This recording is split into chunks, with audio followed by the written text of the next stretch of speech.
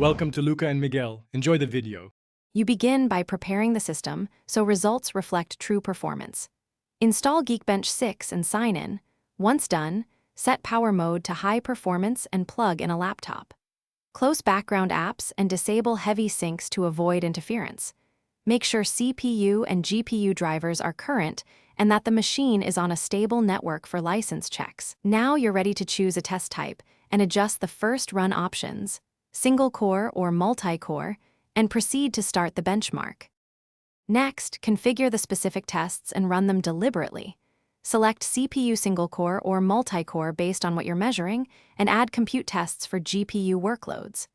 Adjust thread count only if you know what you're testing, otherwise keep default for fair comparisons. Choose accuracy level. Higher accuracy increases runtime but reduces variance. Run multiple passes, note ambient temperature and baseline scores, and allow short cooldowns between runs to prevent thermal throttling from skewing results. Finally, analyze and share your results to draw conclusions.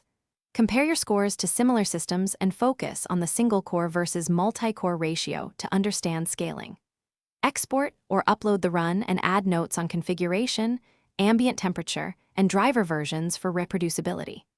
If scores vary widely or are lower than expected, check CPU/GPU temperatures, return power settings to high performance, update drivers, and disable thermal limiting features.